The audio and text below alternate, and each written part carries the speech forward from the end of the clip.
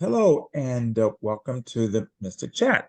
Today, we are going to uh, we're going to talk in detail about a magical path. So the last show was more about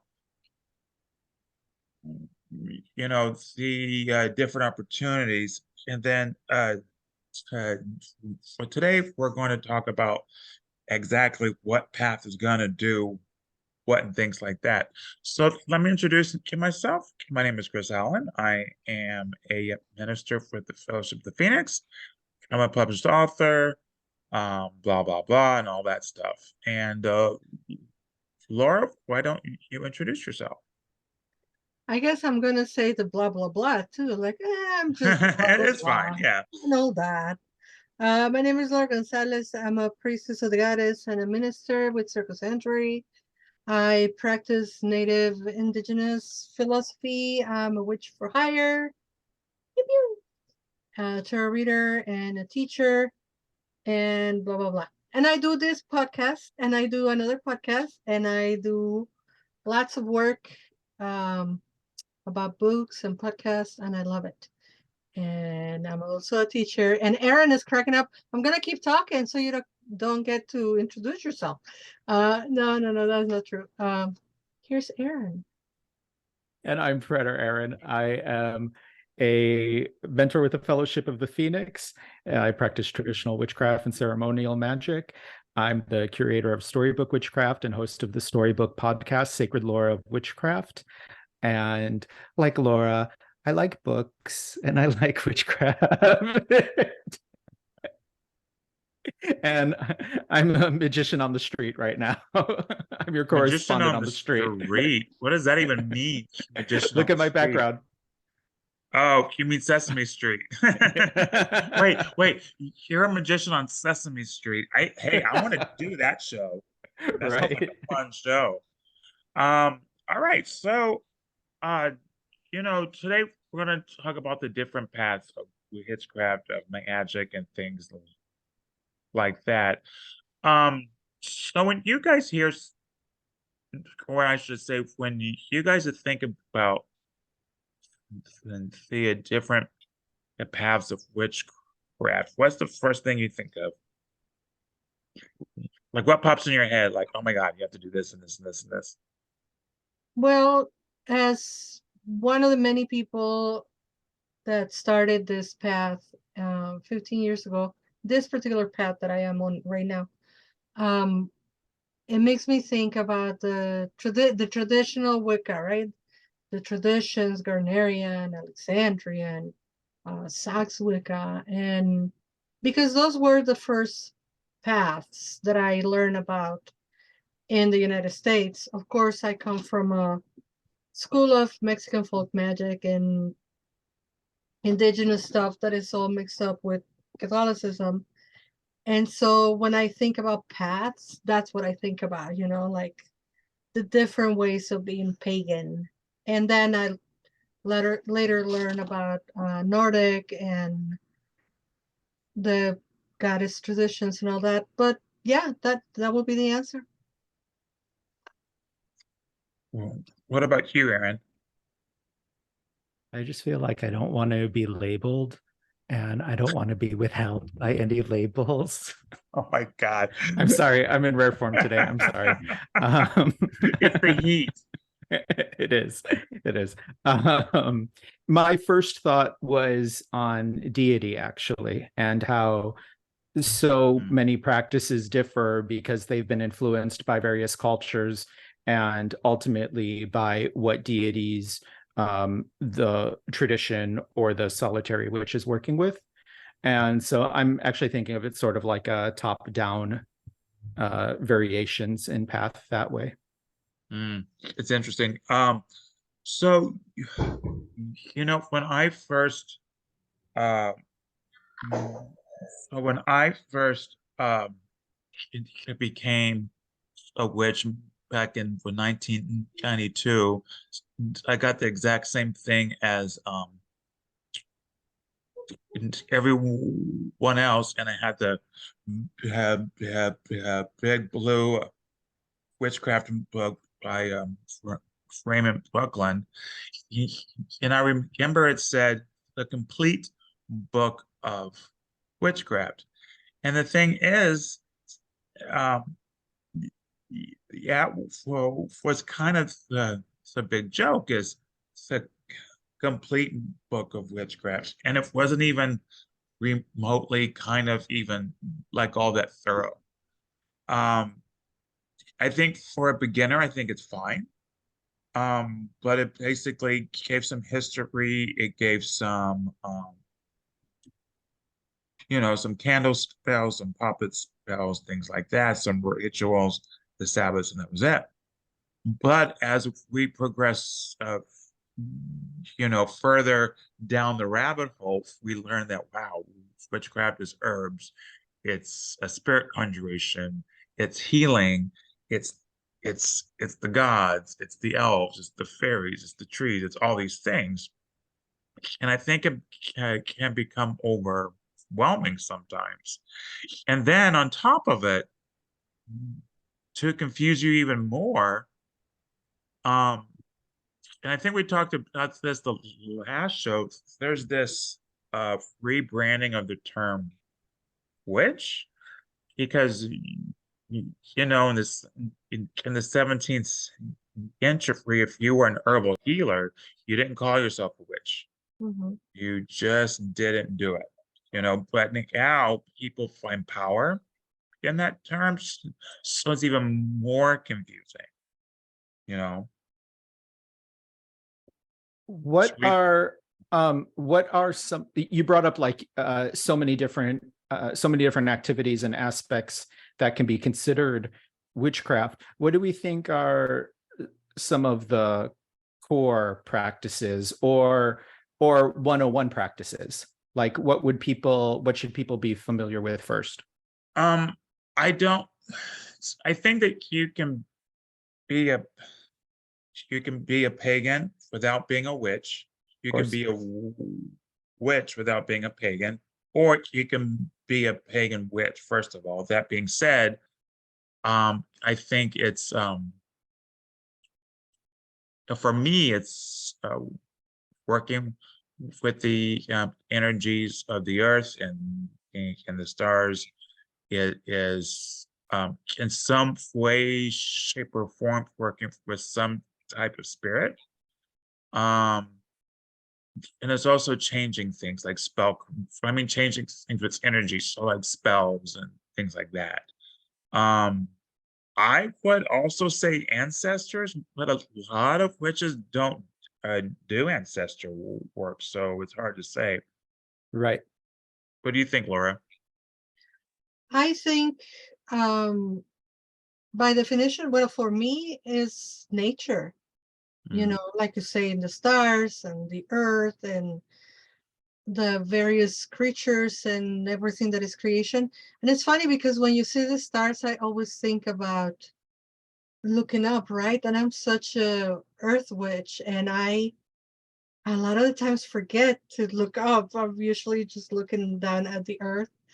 Um, and I, for me, the concept of being a witch, it doesn't specify if you do spells or not. Because I think witchcraft is changing also yourself internally. So I think that the devotional practice in paganism makes you a witch.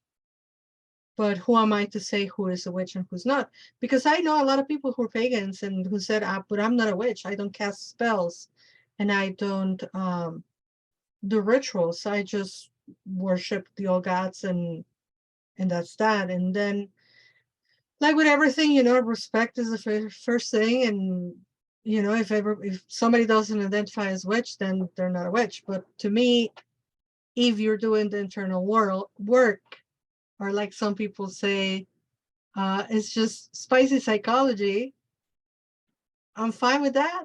I'm fine with mm, being practicing spicy psychology. I don't care, as long as I get the transformation within. And I agree with you. Working with ancestors is not a one size fits all. I work with ancestors one season of the year. I cannot bring myself to work with them the whole year. And for some of us, working with spirit is not necessarily talking to spirits all the time. And I think that is also yet another variation of working with spirits, that it doesn't have to be, and I'm saying that, and then I feel being poked here. Oh my God. That is not necessarily a conversation all the time, that is kind of like an understanding, maybe like an unspoken relationship. What do you think, Aaron? Laura started brought it back to a focus on nature, and I think in that sense, if we can adopt an animist perspective, we get the relationship with spirits. And I don't think a witch has to be a hardcore animist, although it might help, but be able to adopt the perspective and apply it to whatever their worldview is. Yeah, there's no one size fits all, but I do think there's a few core concepts that a young witch should be familiar with, because they've become so common to the practice of witchcraft overall, that if you want to interact with other people who practice, they're going to somewhat expect that you're familiar with. So I would say the organization and operations with the elements, or at least a basic understanding of the elements in witchcraft. Many traditions don't cast a circle, but it's become, again, such like an icon to witchcraft in the past few decades, that I think you should at least be familiar with what that is and how to be involved with it. It's interesting that his Gerald Gardner changed what witchcraft was always thought of, because before Gerald Gardner became public, it's the idea of a witch was like an herbal healer, someone who conjured the dead, someone who had a spirit familiar, who could cast spells and things like that. And I, for one, think that it's important that witchcraft evolves. But, like we talked about the last time, what kind of bothers me in a way when someone like sprays an herbal spray and says that's witchcraft. That's not witchcraft. You sprayed an herbal spray, what you did. However, psychologically, I do think there's something important about people finding powerful ideas, powerful thoughts, powerful ways of doing things. And it's also important for to understand what power means. So power with versus power over. Power with means we share energies with each other. I don't use my energy to control you, There's this argument about,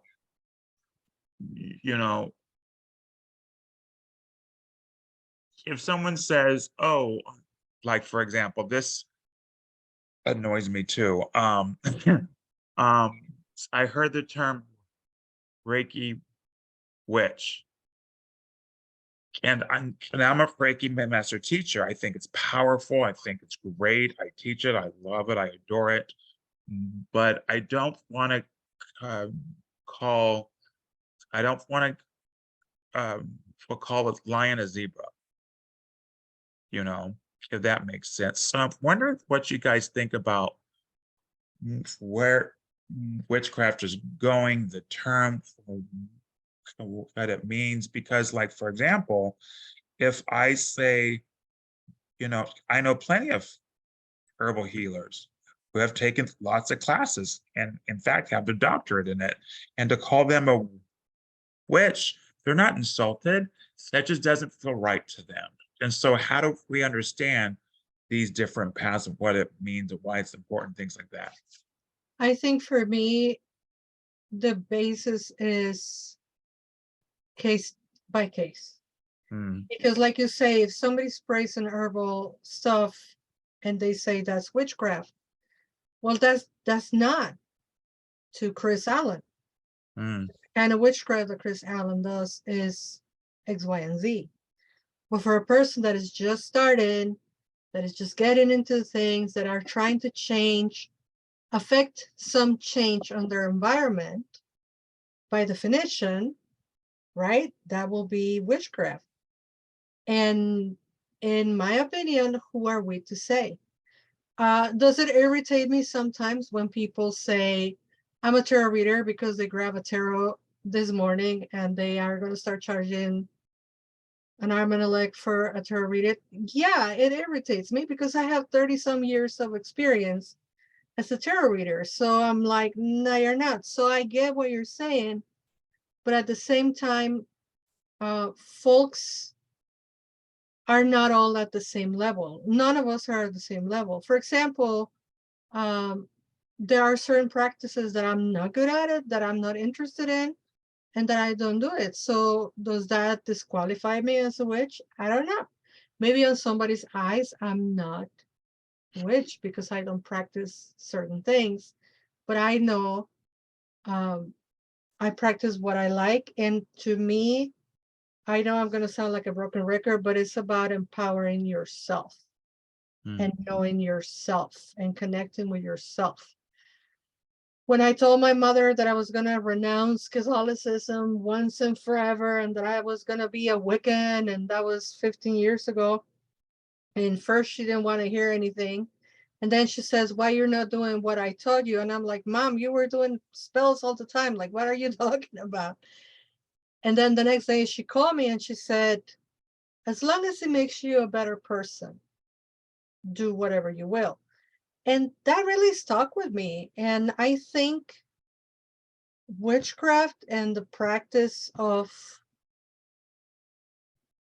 creating magic from the inside out, transforming myself, because I'm not interested in transforming anything else or anybody else. My only interest as a witch is to transform Laura. And I work really, really hard every day on it. So whichever way I do it, it only pertains to me.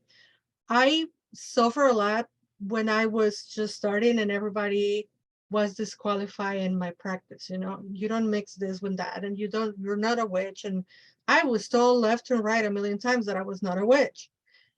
And I have learned now, 15 years later, I mean, I've been a practicing witch my whole life. I've started calling myself a pagan 30 years ago. And I started actually practicing paganism 15 years ago. And I have learned that my indigenous practices are not pagan. And I have learned that Reiki is not witchcraft. And, you know, I can go on and on with examples like that. And that's fine with me. But I started on a path where people were constantly and consistently disqualifying me as a witch because I had integrated my indigenous practices. And I forgot what the question was, and I know I've got a tangent that I'm just gonna pass you all the microphone because I don't know what I was supposed to say. You know, it's funny because it depends who you'd ask too. Like, you know, we know Reiki is not witchcraft because it was not developed as witchcraft. However, and not distributed that way either. However, if you ask certain churches, like the ones that say yoga is witchcraft, they would definitely Right, say right. Reiki is witchcraft. And one of my initial thoughts, you know, when you were asking the question, Chris, was one is we could say, well, is that historic witchcraft or historically witchcraft? But the other thought was like, well, would it get you excommunicated for? And and so that was in my mind. And Laura, during your story, I think I know, you know, what some people were trying to discredit you for. And however, the practices that the practices that you were vibing with and that interested you definitely would have gotten you excommunicated for. And, you know, so in that sense, yeah, do witchcraft. Yeah. So I guess the question was, is Reiki witchcraft? No, it's not. And then I don't want to open a can of worms. So we're just going to look at the can of worms. A lot of that has to do with cultural appropriation. Uh-huh. And there Yeah. goes the can of Yeah. worms. We're not going to Yeah. open it Yeah. because it will take the whole night. Right. Well, and exoticism, right? So, but also displaced religion. So, historically, you see things becoming magic or some form of sorcery or witchcraft when the religion goes into the house because it's been outlawed or it's moved or it's migrated to another land where it's, you know, not the official religion, but like things like that for various reasons. But you see when the practice of religion goes from the temple to the house, now it looks like witchcraft to the culture that is othering it. And it's not always appropriation historically, but there is some form of dominant culture and subordinate culture and exoticism and otherness. And I also get what Chris was saying about the people whom are herbalists, and they wouldn't be offended to be called a witch, but that's not how they identify. It reminds me a lot. One of my pet peeves. I enjoy my pet peeves, by the way. When people call themselves, "We are the granddaughters of the witches that you couldn't burn." Those ladies that were burned weren't witches. They were devout Catholics. Pardon me, devout Christians. And so I think that especially for people who work with spirits, to say that and to say, I'm going to work with the spirits of my ancestors who were burned on the stake, and them were Christian and they don't like what you're doing because that's witchcraft, and they were not witches. Well, So let's just say it. Those were just aesthetic witches. The people who are saying that are just aesthetic witches anyways, probably. But yeah. Aesthetic witches. I haven't heard that in such a long time. I love it. But something you're bringing up is, you know, we've been talking about paganism and Christianity, and I've been talking about excommunication. But your question about, you know, where do we see the craft going is actually we see it falling back in line with Christianity, and I don't mean that in a bad way, but where a lot of younger, newer practitioners are Christian and witches, and that's becoming more and more prominent. You know, it's interesting because there's these there's conversations that actually reminding people their word, which itself comes from, I think, a German Anglo-Saxon word, so which is where we get the term Wicca from, and it wasn't used until like the 13 or 1400s, and it meant a certain thing. However, it was through a Christian context.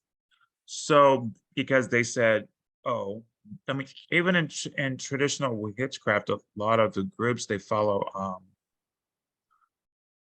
you know, some pagan and some Christian concepts, you know, like Lucifer and Cain and things like that. And so whenever I hear people say, oh, you know, if you're a Christian by default, you can't be a witch. I'm like, actually, that's not true. You That's certainly the most can be. historical type of witch there is, really, at least in the past 2,000 Exactly. years. And what people don't understand is that, you know, yes, Medea and the ancient sorcerers, they were sorcerers and magical users. That being said, you know, the term has been reclaimed. I think it's a powerful term. But so I guess my next question is, there's a strong argument that says witchcraft is not a religion, it's a craft. It's a craft. But there's some people who claim witchcraft as a religion. Me personally, I think you have to have some spiritual foundation to even do witchcraft, because how can you work with, the gods or spirits or whatever, or even energies of the earth, if you don't understand what you're calling to or what you're summoning? So you have to have some type of spiritual something with that. So what do you guys think about that part of it, to where I feel like there's all these branches now? Right. Right. It's funny because I approach it that it is more of a craft or a trade, or I actually heard an argument very recently that I love, was that it's not a religion or a craft, but it's a relationship. And we can, Okay. yeah, we can approach that a little bit. However, the whole concept of the project that I work on, the storybook Sacred Lore of Witchcraft, approaches it, okay, what if it is a religion?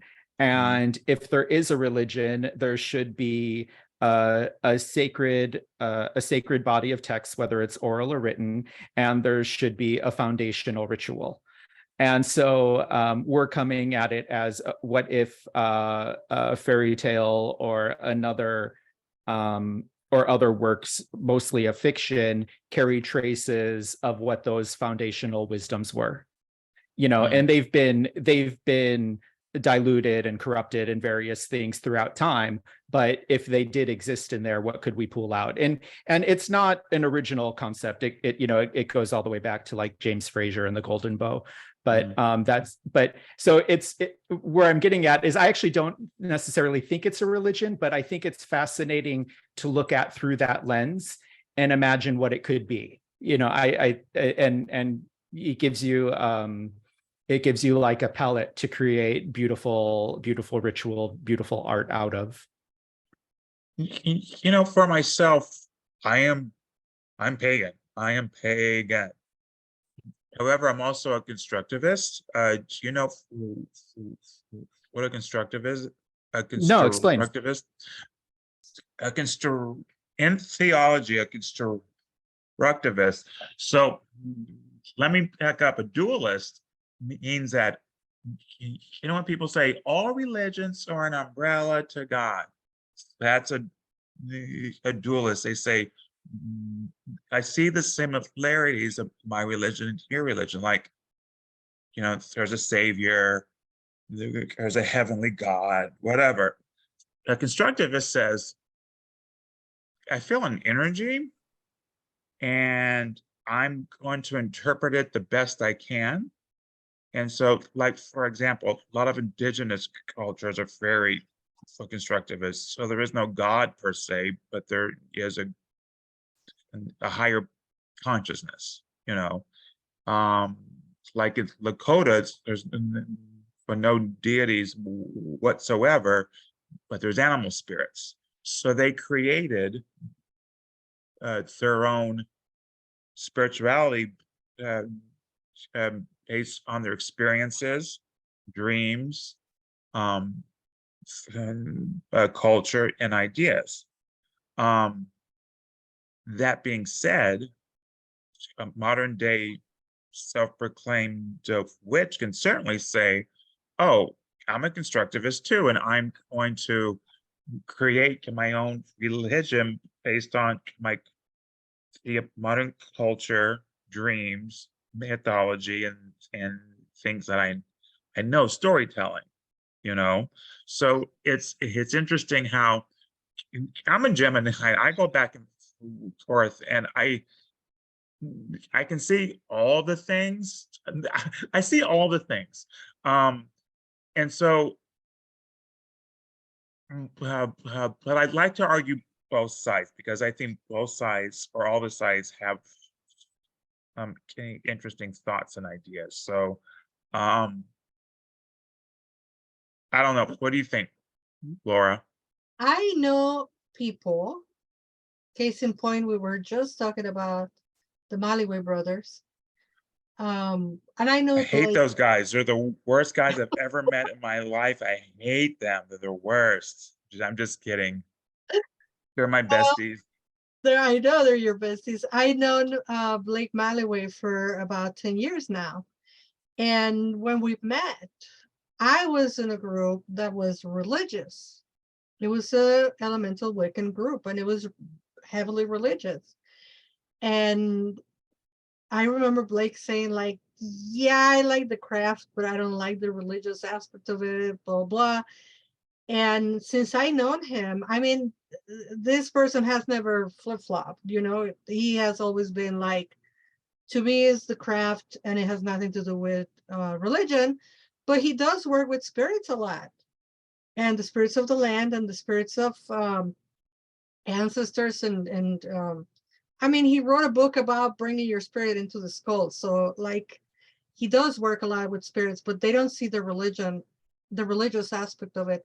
And I say they because both the brothers practice very, very similarly. And I I think of it, as Frederick Aaron says, is probably they see it more like a relationship, right? It's a relationship. It is not necessarily just a religious practice. And then for you and I, Chris, we could have fathomed the idea of working with spirits or the spirit or creator or whatever you call it from also our indigenous background and now think about it as a religion. So do we want to get very, very technical? Because religion means religare, which is like reconnect, right? So reconnecting with source. And our folks who are just using the craft not as a religion, actually trying to reconnect with source as well, because if that's the case, then it is a religion. So I don't know. I don't know. I mean, I know a lot of folks that are not religious, and I am. I believe in the goddess, and for me, the goddess is the number one, and that is my religion, and that's my practice. And one day I say she exists, and she is the source of it all, and she is on the water and the rivers and the sky and everything. And then the next 10 minutes, I'm like, no, it's us, it's her mind, it's her consciousness. We're working on archetypes, etc., etc. And then something happens, and I'm like, no, they're so real. They are so real. So what the hell do we know? We don't know anything. We're just trying to do the best that we can. And if a person, again, I go with like personal respect and individuality. If a person tells you it's not a religion, then it's not a religion. That is your, how do you say a relationship? A situationship? A situationship. That's interesting. So you know, with all these different things about, you know, this is a witch, that's not a witch, blah blah blah blah blah. Um, do you think it's a title? Do you think witch is a title? And should it have meaning? Like, so for example, if I call myself a priest or priestess, or if I call, I have a problem with people who don't have any shamanistic training through a teacher and say, I'm a shaman. No, you're not a shaman. You can say you're learning shamanism, but you can't use that. It's an actual title. However, if you're trained through a teacher and you have permission to use that term, then sure, that's okay. Use it. Same thing as a rabbi. If a person like my grandfather's Jewish, I can't say I'm a rabbi. I can't. I don't have that specific training. So, how do we feel about the term witch? And to be honest, personally, I actually don't care either way. If someone has never cast a spell or read a book and calls himself a witch, I personally do not care. I don't. But I'm wondering, you know, in history, there's lots of things about how witches help the community as herbal healers and things like that, and find, you know, stolen goods and blah blah blah. How do we feel about it as a title? So we touched on this a little bit in the last discussion, and then Laura and I brought it up in a recent recording that we were in as well.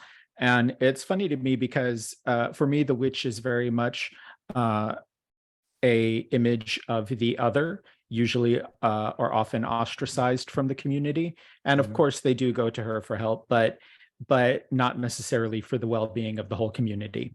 And so in my mind, it is a negative pole centered craft where you are working for personal gain and you can work for others, but this is not community service. It's not necessarily traditional tribal shamanism or spirit healership.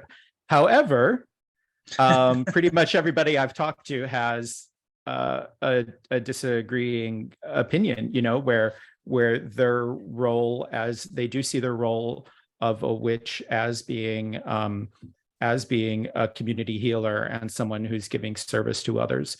So I personally didn't find that historically, but I don't think there's anything wrong with it evolving into that. In my mind, service to community was why you pursued priesthood or priestesshood, including pagan or witchcraft circle priesthood or priestesshood, or reverendship, or again, shamanic spirit healing duties. But yeah, why can't it not evolve to that if the community is open to receiving that assistance? Mm-hmm.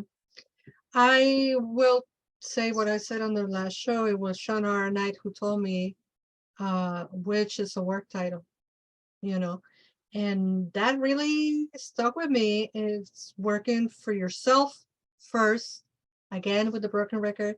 If you don't do for yourself first, then it's not going to work. And then for the community.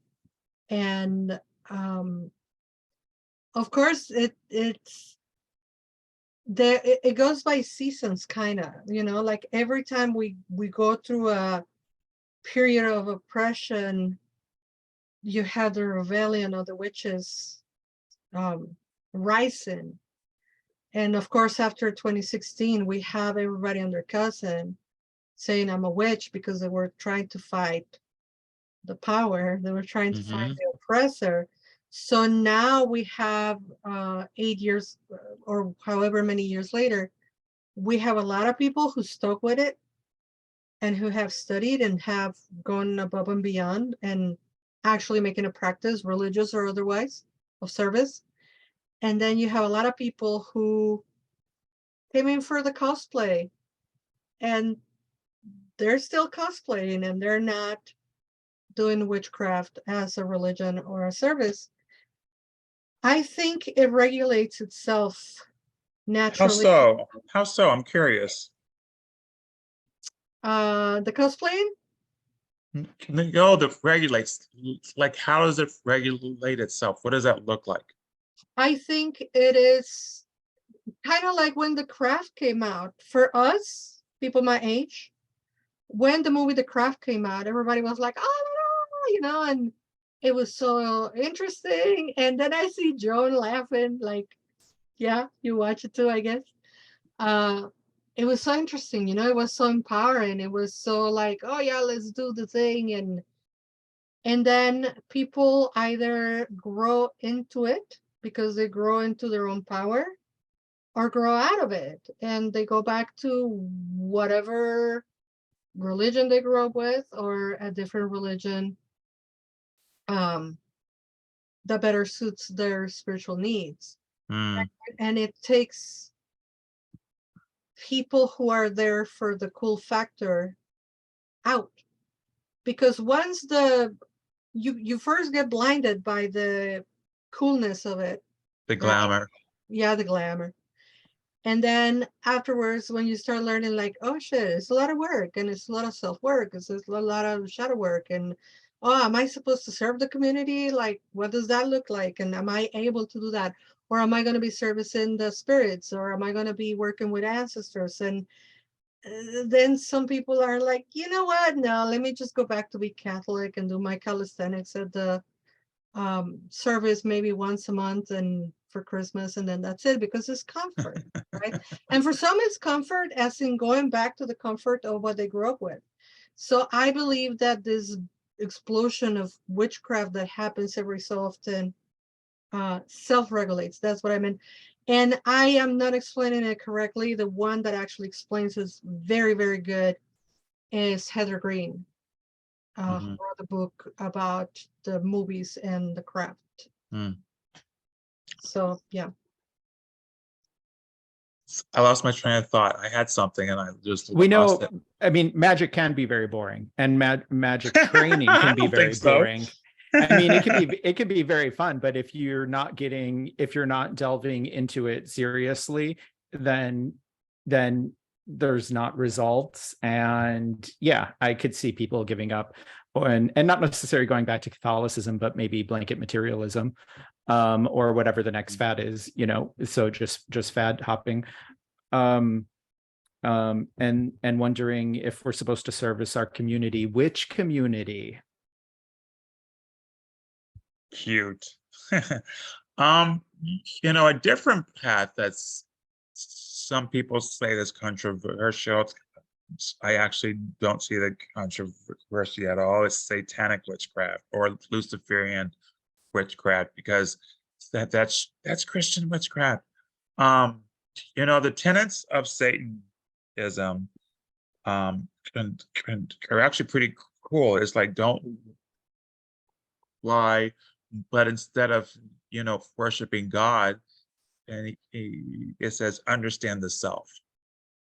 You know, it doesn't say worship yourself. It says, you know, understand who you are, and it's okay to state your needs. You know, um,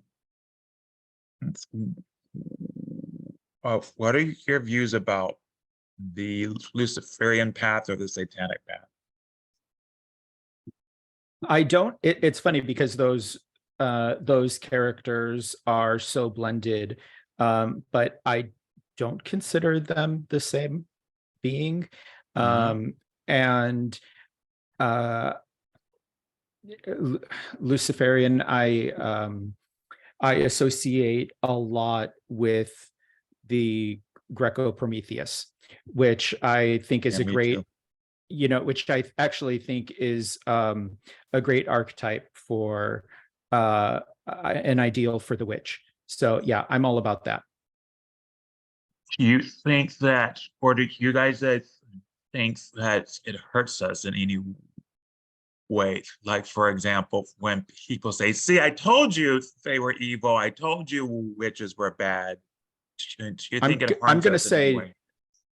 no, because people who are going to accuse witchcraft of being evil are most likely going to accuse it of being evil, no matter who we're working with, if it's witchcraft. Yeah. I totally second that. I don't think it's going to hurt us the same way that if other practice looks like what we do, it doesn't hurt us. Because if your faith's strong, whether you use it as to have a situationship or a relationship with spirit, or if it is a religion, it's not going to affect you, because you will have your crisis of faith, which will make it stronger. But if somebody else is doing something similar or trying to borrow from it, it cannot hurt you, because you have your own basis of your practice. Now, what do I think about Satanism and Luciferianism? I like it. I see Lucifer as light bearer, the one that is coming to bring stuff from out of the shadows, and by stuff, you know what I mean. And I'm all about the spicy psychology, so I like that concept of it. Now, grounding that even more so in the 21st century, what the satanic churches are doing on this United States, I am so loving it, because they really are putting money where their mouth is. They really are doing the thing, and it's working. It's working, and I support that. I like the Lucifer idea of Lucifer, Aridia, and Diana. I mean, I'm a goddess priestess. So yeah, that's kind of my tea. You know, a final path I want to talk about, and I think it has become an actual path of witchcraft, is social media witches and TikTok witches and stuff like that. What do we think about that? I'm actually not on TikTok. So, Laura, Well, I avoid witch talk. really? Yeah. I'm on TikTok to learn how to do art. I Right on. follow artists and I follow indigenous people and I follow Black creators that talk about feminism and liberation and that kind of stuff. And whenever something witchy comes on my TikTok, I just scroll because I don't want. I choose not to get my witchcraft from TikTok. However, I know it exists.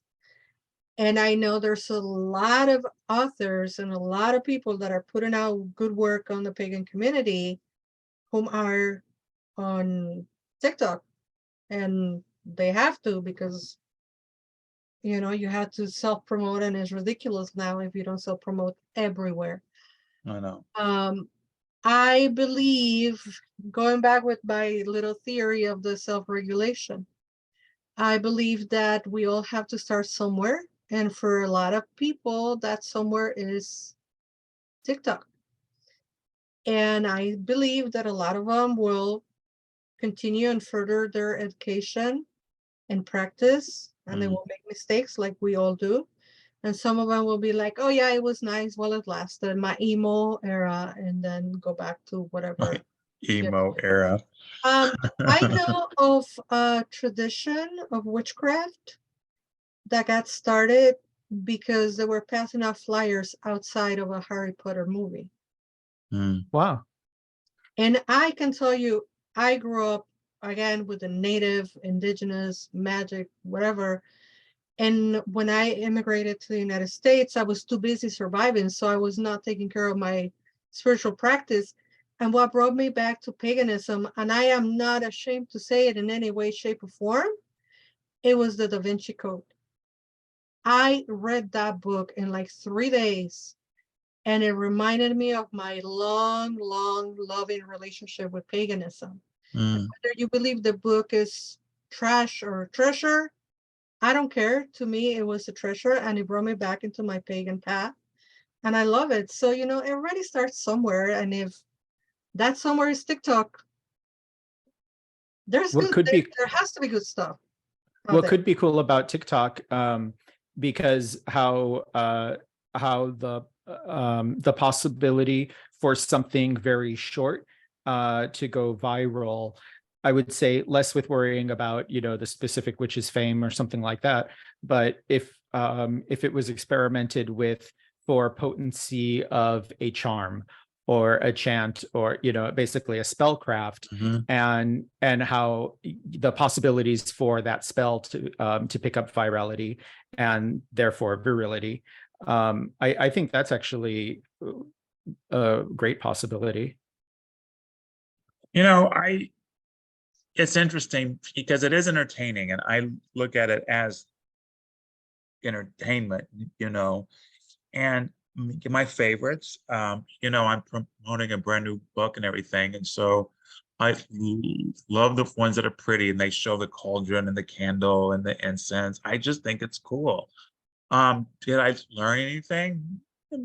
No, not really, but I also like Charmed and Buffy, and I like, you know, practical magic and the craft and all that. It's fun. It inspires me.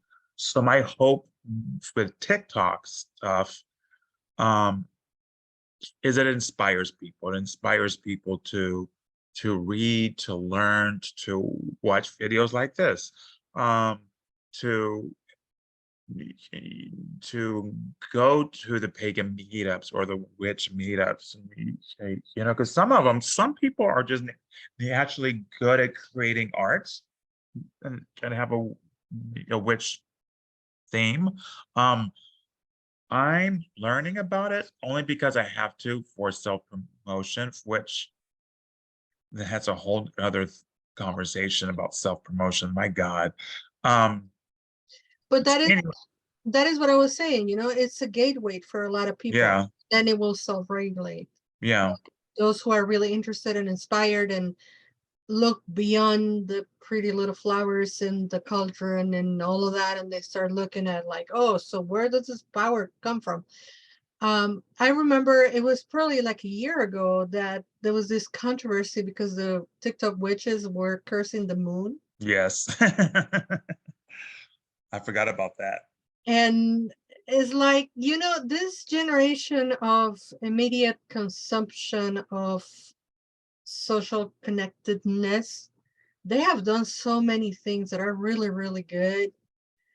And then they have done some silly, silly things like, oh, we're going to curse the moon. But that brought attention to it. And again, it's so heightened right now because we are, especially the younger generations, they're so aware of oppression Mm, that they're going to utilize whatever tools they can get their hands on to fight the oppression. So, I mean, it is still a win-win in my mm. book. It is that time. I can't believe this hour flew by. This went by fast, like fast. Um, what closing words do you guys have? Hmm. Keep looking. Don't try to get good at everything because you're just not gonna. And keep looking, keep looking, keep looking, and keep learning. And the more people tell you, don't do this because you shouldn't be doing it because you're not blah, blah, blah. At least learn the thing and check for yourself if you're good at it or not, and if it is your path or not. Nobody can tell you your path. I was tired of saying it 10 years ago. Is between you and the divine. Lean into what excites you about the craft, lean into what scares you about the craft, and look for ways to make connection and build bridges within the community as opposed to keep it separate dots. For me, I would say just trust your heart, um, trust the path ahead, because if you're open to things and you ask the universe to show you, it will. And with that, we have to say goodbye. This was a fun show. I can talk about his for hours and hours and hours. It's so good to have everyone watching. Thank you to Freighter Karen and to Laura, and I will see you soon. See y'all soon. Bye bye. Bye, John.